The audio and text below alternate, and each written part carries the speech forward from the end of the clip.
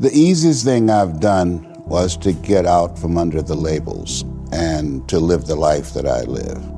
The most difficult thing I've ever done was to believe that I can do it. The difference is that when you don't know what's impacting you, and it's something that's holding you down and you're not aware of it. There are things that when you, in my situation, when you live in a dominant culture that is designed to destroy your sense of self and your belief in yourself, and you have to learn ways in which you can begin to connect with this power that you have within yourself to handle where you are. The key is to be constantly in a perpetual process of discovering the truth of who you are and fighting constantly to look for ways in which you can escape the inner conversation. Between ages 0 and 5, we determine what's available to us and what's not available to us. And so that was a defining moment. I knew there are certain things I could not do, certain places I could not go. They used to have signs on Miami Beach that said, Jews, dogs, and coloreds not allowed. And so now you have to operate within the constraints of the dominant society and the things that they've created for you. And it's a challenge to see yourself beyond that and to work to get outside of that, even after those laws have changed, because that has become so much a part of you. You unconsciously operate within the parameters of what has been put in place. Like you're driving on the expressway, the 405, and you'll get off on an exit that you weren't going in that direction, but you unconsciously did it because you've done it so many times that many people, because they're not making a conscious, deliberate, determined effort to think outside of what life has thrown at them, they end up doing the same thing over and over and over again. Einstein said that thinking that has brought me this far has created some problems that this thinking can't solve. And so through relationships, through reading, through studies, through goals and dreams beyond your comfort zone, it allows you to begin to live out of your imagination as opposed to out of your history. Disney said, the imagination is a preview of what's to come.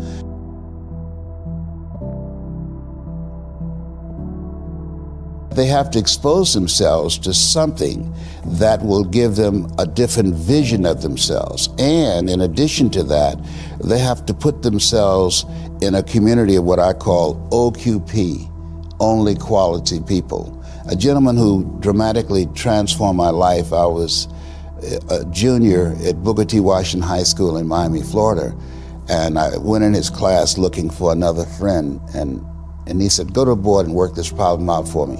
I said, sir, I can't do that. He said, why not? I said, I'm not one of your students. He said, do it anyhow.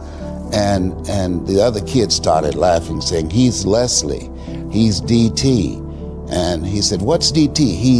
His brother is smart, but he's the dumb twin. And I said, I am, sir. And he came from behind his desk and he pointed at me. He said, don't you ever say that again. Someone's opinion of you does not have to become your reality. And he taught me 3 things. He said, if you want to become successful in life, young man, he said, number 1, you got to change your mindset. He said, you don't get in life what you want, you get in life what you are. Number 2, practice OQP, only quality people. You earn within $2,000 to $3,000 of your closest friends. I found that out. I left all my broke friends. I said, y'all gotta go. Because I used to be so broke, I'd pass a bank and trip the alarm, you know?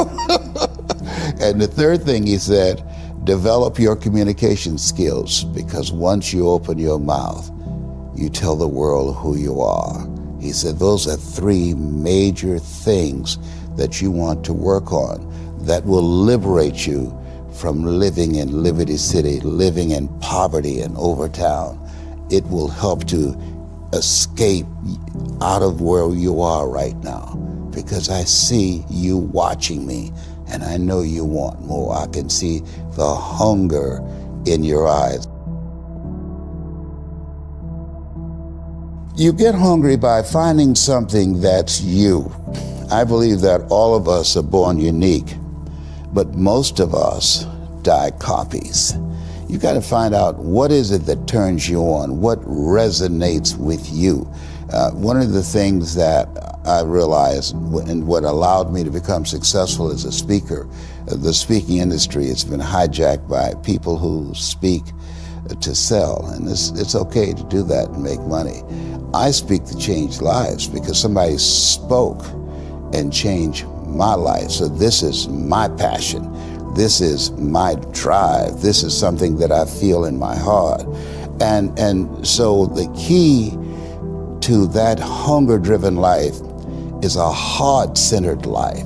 I didn't do what I'm doing for years because of my programming, because of the culture in which I was raised in. I would see other people with degrees and PhDs and MBAs and credentials I don't have, and I convinced myself I couldn't do it.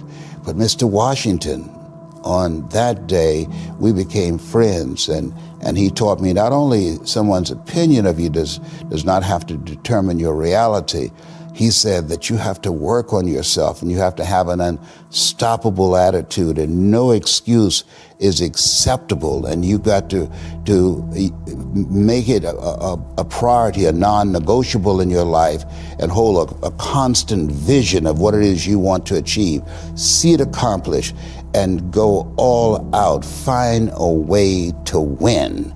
In spite of the setbacks, in spite of the disappointments, in spite of your failures. I tell people when I'm giving presentations, you will fail your way to success. I have a saying is life knocks you down, try and land on your back, because if you can look up, you can get up. And so those experiences of going after goals that's beyond your comfort zone, and having relationships that will challenge you, and surrounding yourself with coaches and mentors who can take you to a place within yourself that you can't go by yourself because you can't read the label when you're locked in the box.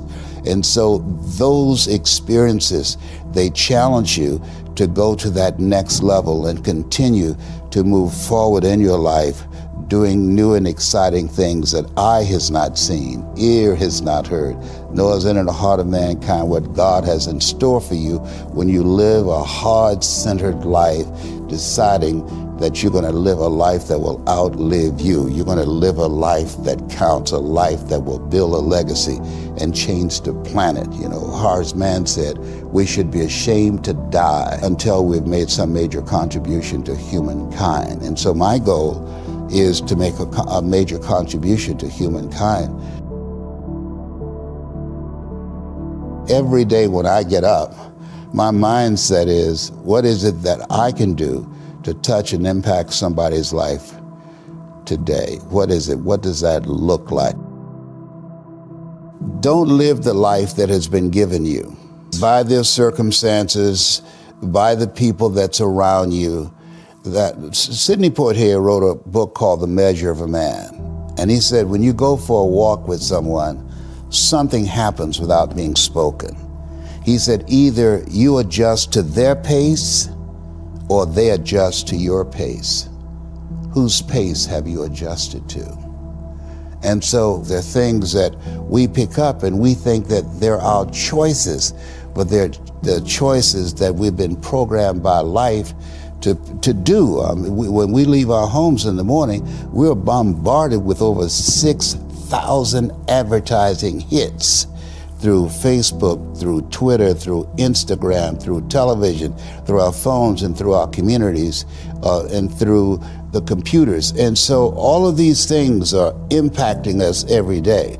So if you don't have a program for your mind, then your mind is going to be programmed, and you'll find yourself doing things that you did not know, and that they affected you, that they, through marketing techniques and strategies, that they will create a thirst within you. I came up in an era that said if you built the best mousetrap, the world will be the path to your door. But if you know marketing, people will sleep outside your store to buy a telephone they've never touched or seen.